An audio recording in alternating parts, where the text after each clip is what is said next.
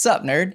So the Game Award nominees for 2024 were recently announced, and as usual, they caused a bit of a stir. I feel bad for Jeff. As you can see, we've got a little bit of an imposter in the regular lineup, and in case it wasn't clear which one that is, it's this one right here. Elden Ring: Shadow of the Erdtree. Shadow of the Erdtree is a pretty massive expansion for Elden Ring, and because of the magnitude of this DLC, Elden Ring has been nominated for another Game of the Year award, 2 years after winning one for the base game. The reason why this is such a big deal is because this is the first time any add-on content has ever qualified for an award, including for Game of the Year, of course. Now, this has obviously spurred some debate among regular viewers of the Game Awards, and, you know, in a lot of cases, for a good reason. It has a lot of people asking, does DLC belong at the Game Awards? And the obvious answer to that question is yes, of course it does, but, you know, with some caveats, which I'll get to in a sec. The fact of the matter is, a ton of work goes into DLCs and other add-ons, and a lot of them really do stand alone. In some cases, there are DLCs that could do just as well as a standalone game as they do as add-ons. Like Echoes of the Eye is one of the best standalone experiences I've ever played, and that's DLC for Outer Wilds. So we've established that downloadable content makes total sense to include in the show.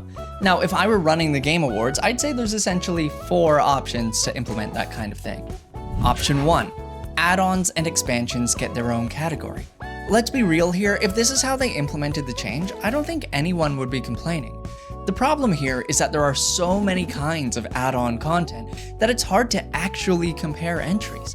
Do you keep all add-ons quarantined in a single category, or do you add multiple for different types and genres of add-on? The bigger that list gets, the closer it is to being delegated to the pre-show, which, as nice as it is that we can include auxiliary categories like that, is far from an ideal solution. I think we all want to see more developers celebrated on the main stage, so let's keep that in mind. Option 2.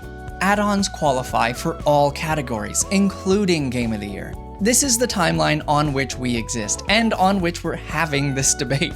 I'm not convinced it's an ideal solution, but it makes sense.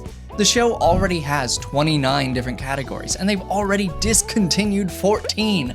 That is so many categories.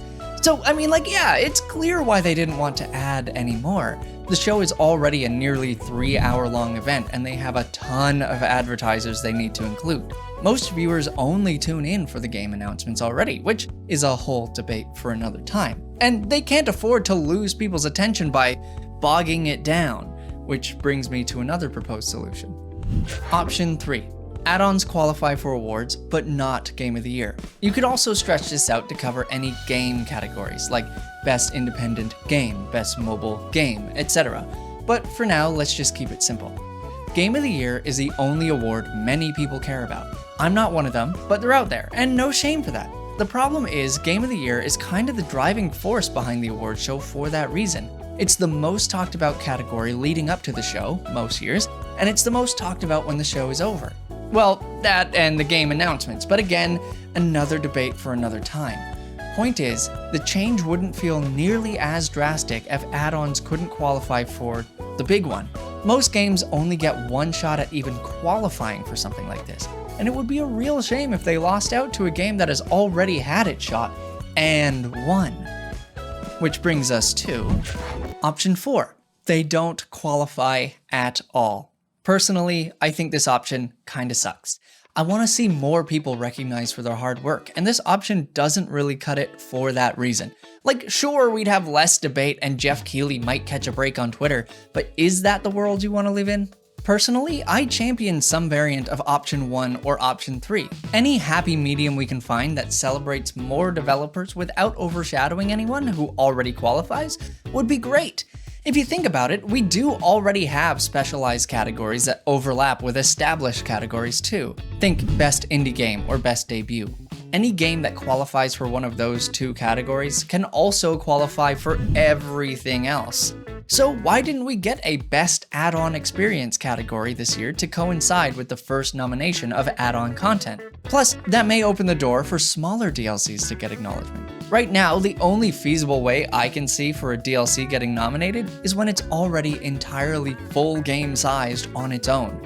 It's not exactly the most realistic expectation. That being said, this year is when add-ons started being considered. Note that in the frequently asked questions on the Game Awards website, they not only call out DLC, add-ons, and expansion packs, but also remakes and remasters, and new game seasons. There's a timeline somewhere in which we're not talking about Elden Ring. We're talking about the new season of Fortnite. That could add some valuable context for why people really dislike the change. Yes, it is definitely possible for a new season of a game to entirely change the way it plays, but it happens very infrequently. And when it does, it often upsets the player base quite a bit. Not to say we should discourage shaking up the scene like that, but again, it's something to keep in mind. I think a lot of people expect anything game-changing to be labeled an expansion. Think Wrath of the Lich King or Heart of Thorns, and yes, think Shadow of the Erdtree. One of the big reasons why it's difficult for a lot of people to take these add-ons seriously is purely based on imagined scope. A DLC is a couple of new levels. A new season is a couple of missions and some cosmetics. An expansion is a new place to go, but not necessarily a shake-up in how you play the game. I'm not saying these are things I believe, but I do believe this is how many people view these labels. Could Shadow of the Erdtree stand on its own? Well, I've never played it, so I don't think I could definitively tell you. I think there are some design choices you could alter that would make it stand alone for sure, but from what I hear, you can't even start playing the DLC until you've beaten a late game boss. Depending on your playstyle, that could be upwards of 80 hours or more. And right there is the crux of the issue. It's hard to sell someone on the idea of nominating a game's expansion when you don't view an expansion as a standalone experience. After all, it's not like you changed enough to transform the base game into something new, right? If so, you would have spun it off into a whole new entry, a la Silksong or Assassin's Creed. Of course, that's not necessarily why Erdtree was nominated either. The Game Awards themselves already preemptively stated that the nomination may be for creative or technical work. So even if an expansion is just some new area to go explore, if that area is creative enough, it totally qualifies, at least according to the rules as they're currently written. From my perspective, I think the biggest issue isn't necessarily that a DLC was nominated. More so, it's that it was Elden Ring specifically.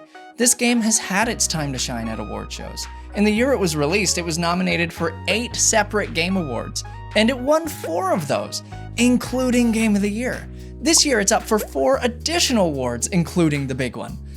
I never want to diminish the work behind a creative piece, especially one as big and as celebrated as Elden Ring. But those are 4 nominations that could have gone to someone else.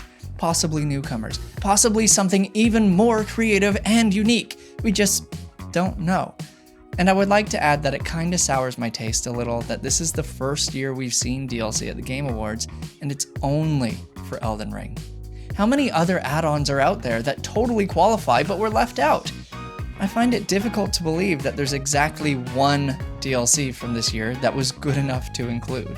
In fact, tinfoil hat time, Elden Ring is one of the most talked about games from one of the most talked about developers on the internet. I think the Game Awards clearly knows that a game this big returning to the stage to be the first game nominated for Game of the Year twice would increase viewership. After all, they're a business. They need that yearly growth. That line must go up, no matter who gets snubbed. But, in all seriousness, it does smell a little fishy. I don't think it's worth altering your practices for one game. I would like to see a case for multiple if you're going to make a change this big. I don't think it's as bad of an idea as people on social media make everything out to be, but you know, it feels weird. I would love to see Shadow of the Erdtree get recognition in a way that makes more sense, whether it's in a separate category or not. I just don't see much point in tuning in to celebrate games that came out this year when we're willing to give that spot to a game that came out and won a few years ago. And personally, I do think it would be kinda lame if they actually did win. I want to see the opportunity given to someone new. I mean, thousands upon thousands of new games came out each year, and all I'm asking for is to celebrate just one more. In the comments, I want you guys to list a bunch of games that you think deserve a nomination, and I'll choose one comment to pin. Let's celebrate some more devs on our own. Catch you on the flip side.